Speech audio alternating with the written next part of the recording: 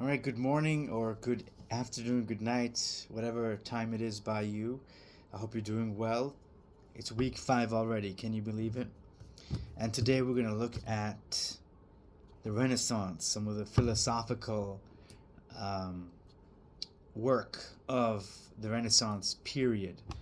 And we're going to focus on two major philosophers and figures, Martin Luther and Machiavelli. And these are very different people. They have different things that they focus on. One is about trying to right wrongs, and the other one is about how best to keep power. And they both speak to one another. So the primary thing you need to know, you need to take away from this, is sometimes there are unforeseen consequences to things, to events, to ideas. Martin Luther never intended to create his own sect of religion. He never intended that. He wanted to correct the slights, or the not the slights, excuse me. He wanted to correct the faults, the wrongdoing of the Roman Catholic Church during the 16th century, so 1500s. And he wrote the 95 Theses to underscore that. So what did he try to do? Well, there was a thing called indulgences.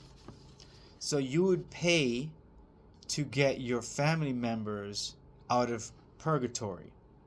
So purgatory is according to, I don't think any Catholic today is into that, but purgatory is a place where you kind of just hang out until your sins are forgiven. But in order to get them out quicker, you had to pay an indulgence. And Martin Luther, he was very upset at this, because a lot of it's basically blasphemy. And if you go to the syllabus, I have a video there from a great film on Martin Luther's life, and it kind of shows you what kind of things that they were saying at the time. And so Martin Luther was very upset, and he rightly nailed the 95 Theses to the door of the church, which is something that people did to open a conversation. It wasn't like an act of, defiance, I'm going to nail this to the church. It's like everybody was doing that. Like if I had a problem with, say, what Joe Biden was doing, or anyone, president or leader, I would go up to anywhere, like the door of the local office, and I just nail my thoughts to the wall, to the door, and then people who are interested would come along, on their daily route, and they would just like check out. Someone posted something. Let's go check it out. And they would read, and they would say, "Well, I disagree," or "I agree." So, what did Martin Luther really post? Well, you can check out the 95 Theses online. Simple Google search will do. If you check out point 26, it says, "The Pope does very well when he grants remissions to souls in purgatory, not by the power of the keys, which he does not have, but by way of intercession for them." 27. "They preach only human doctrines who say that as soon as the money clinks into the money chest, the soul flies out of purgatory." What power! 28. It is certain that when money clinks in the money chest, greed and avarice can be increased, but when the church intercedes, the result is in the hands of God. Point 31. "The man who actually buys indulgences is rare as he who is really penitent. Indeed, he is exceedingly rare." So what Martin Luther is saying here is that if you can simply buy your forgiveness, then where's the true change in your behavior? According to Christian doctrine, you're called to be a better person, to put aside all those, the sins that you commit, whatever sin that is, and you become a better person. You repent. You leave that path that is dangerous for your soul, and you pursue a life of what God calls for you. So on point 40, a Christian who is truly contrite seeks and loves to pay penalties for his sins. The bounty of indulgences, however, relaxes penalties and causes men to hate them. At least it furnishes occasion for hating them. Point 43, Christians are to be taught that he who gives to the poor or lends to the needy does a better deed than he who buys indulgences. 49, Christians are to be taught that papal indulgences are useful only if they do not put their trust in them, but very harmful if they lose the fear of God because of them. Point 75, to consider papal indulgences so great that it can absolve a man even if he has done the impossible and had violated the mother of God is madness. So the fact is that Martin Luther is saying the practices of the church are incredibly dangerous, not just because the doctrines of the church are being corrupted, but because the very soul of the individual is being corrupted. So what's the point of me being a good person if I can just buy my way out of hell? That's the whole crux of the 95 Thesis. And so Martin Luther was trying to get the church back on track. That's it. That's all he wanted to do. However, this is not the result. And if you've been paying attention to the lectures and to the reading, usually something like this could be dangerous in terms of political. Martin Luther has no responsibility to what people do or did with his ideas, but rather, what were the conclusions? Well, chaos. The Protestant Reformation, the wars, the Peasants' War, the 30 Years' War, it led to the destruction of the Holy Roman Empire. It led to many, many dead because of these two major wars. The landowners, there was a political emphasis here, because as a landowner, or as any person, you don't want to pay taxes, especially if they're heavy. So you're going to find ways out of it. So instead of paying taxes to the church, why not you just separate from the church completely?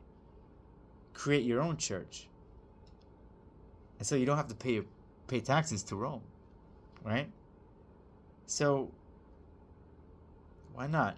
Why not use the whole Protestant Reformation to your advantage? Not just to stop paying taxes, but to increase power, to create your own country, to create your own state. That's what the 30 Years' War was all about.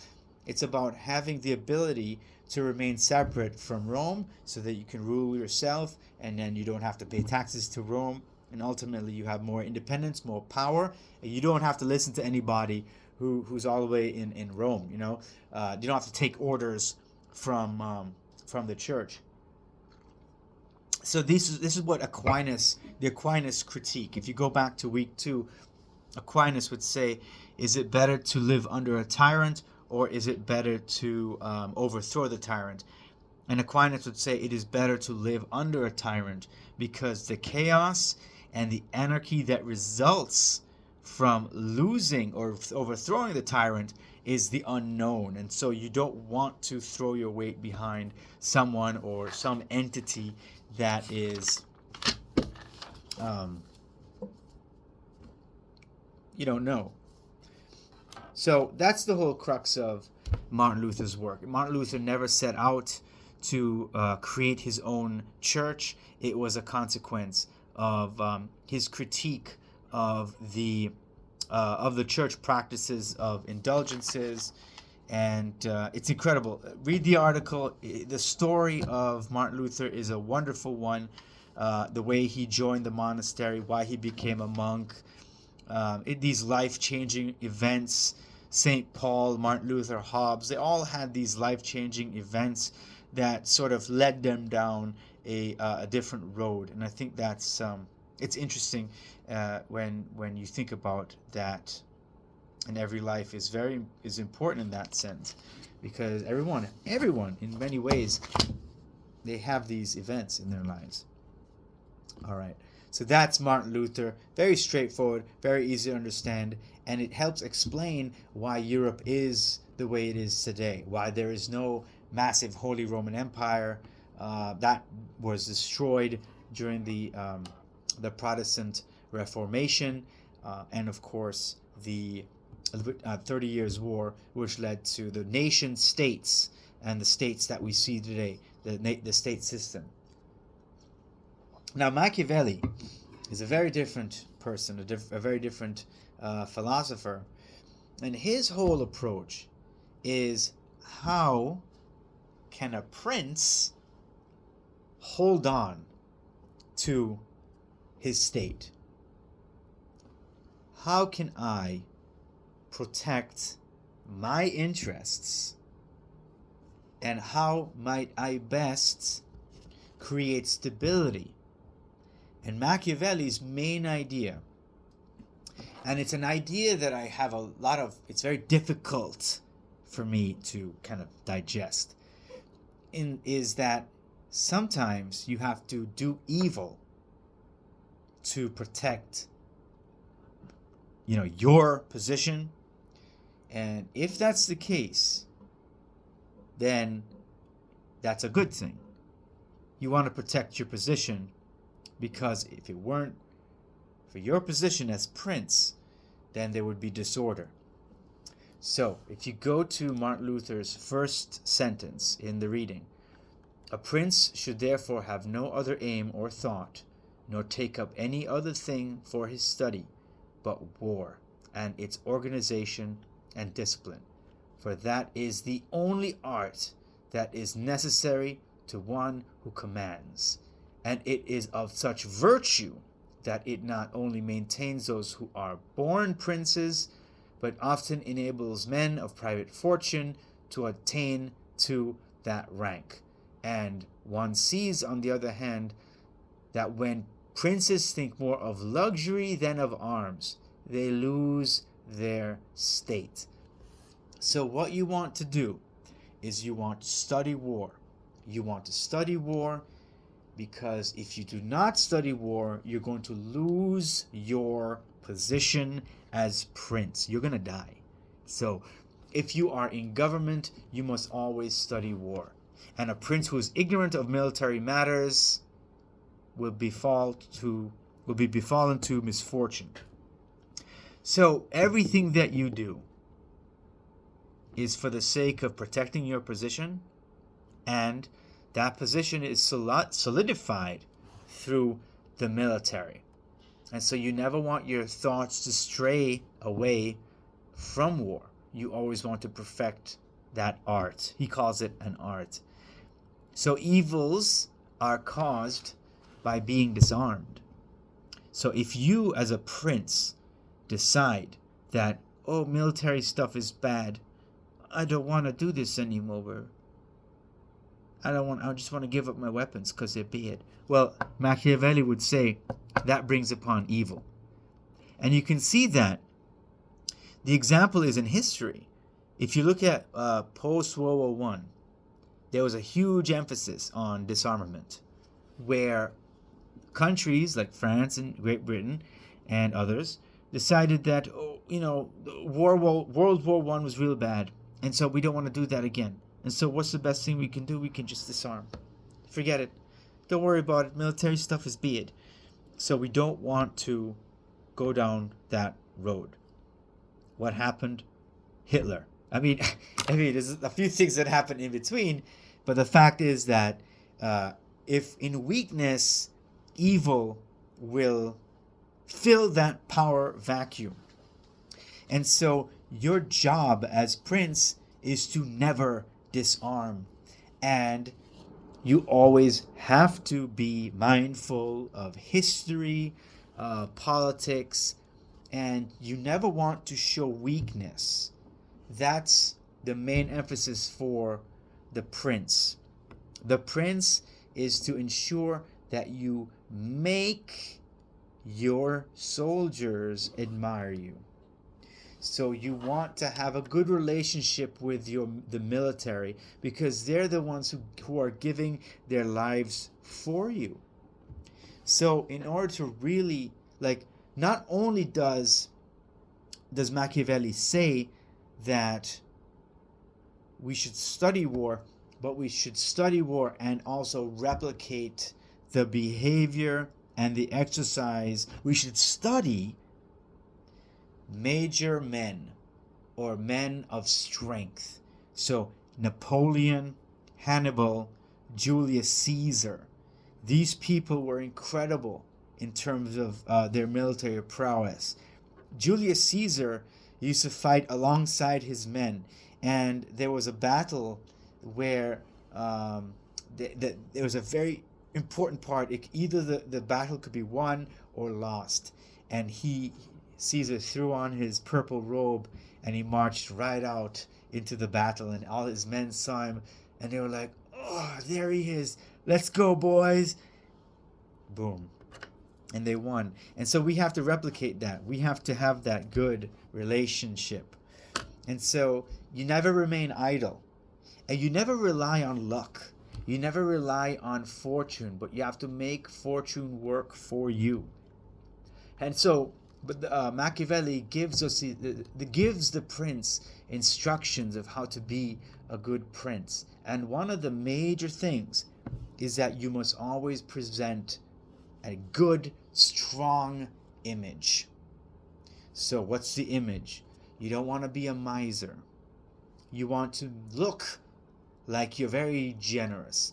You don't want to be cruel, but you don't want to be too merciful. You want to be just, right?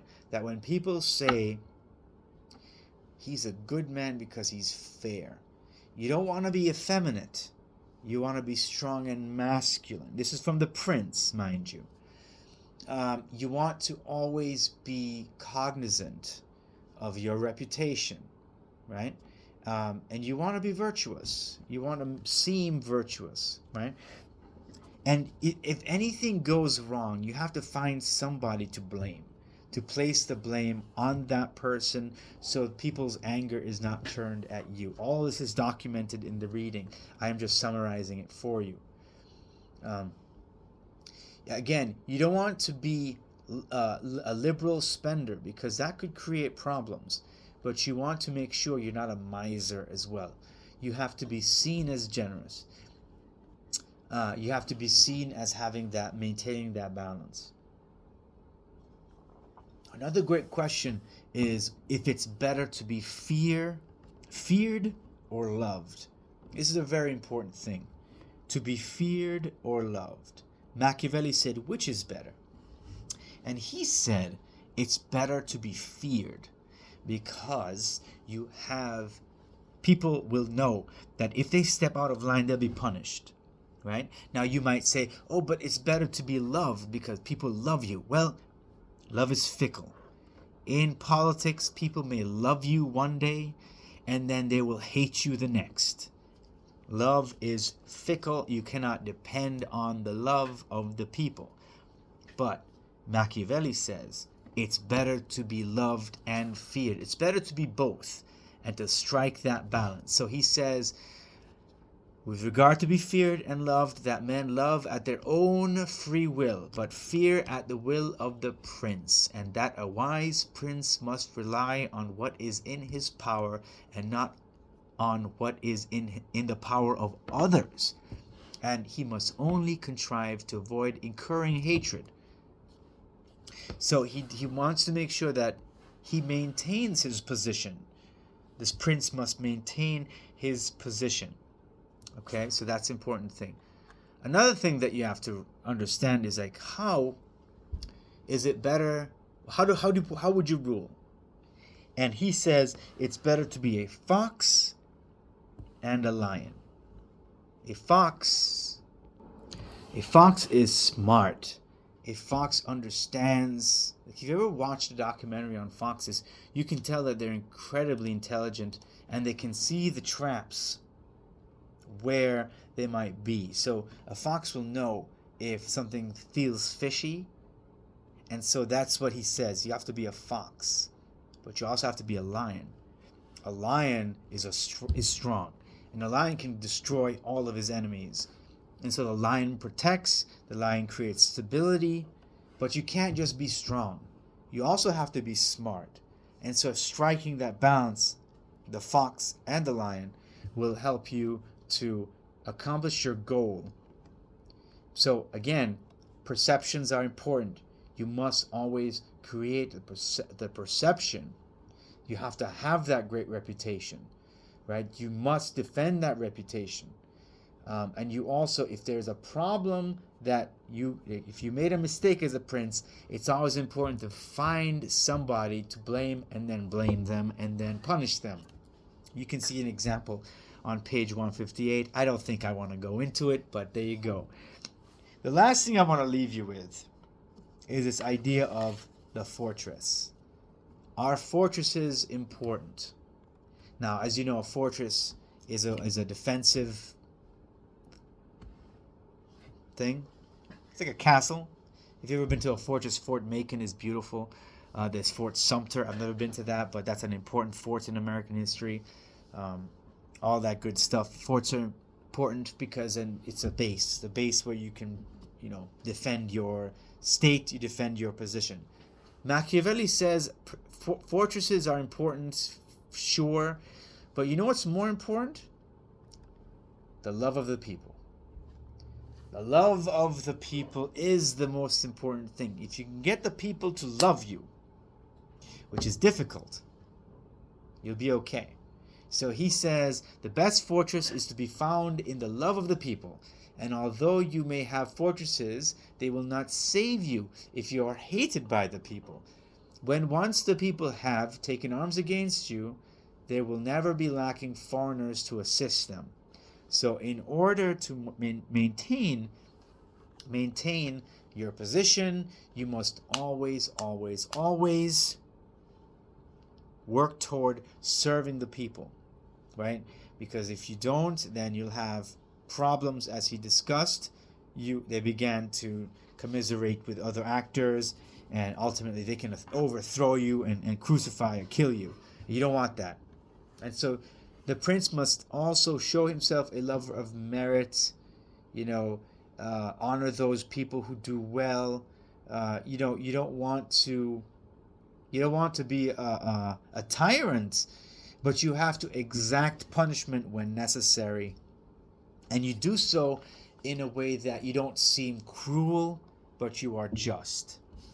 So Machiavelli is fantastic. I think one thing I've learned, I've taught this course 3 times, and one thing I've learned is that students love Machiavelli.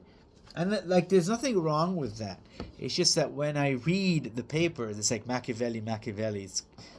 It's one thing that for some reason students tend to take away the most of all, which is altogether fine, I guess, but I'd like for you to look at other people, other philosophers, other ideas. But I did not mention the concepts that you'll be tested on. So if you turn on to your study guide, Machiavelli, How to Rule, Machiavelli's How to Rule, we already covered that. Feared, loved, not being a miser, not being cruel, but not seeking or depending on the love, but sometimes striking that balance between fear and loved. We talked about that. Luther and the Catholic Church, Luther's main work, and of course the Wars of the Reformation. So with that, I think we did a great job. Sure. If you're here, if you managed to make it to 24 minutes 20 seconds, thank you very much for your attention, and see you in the next one.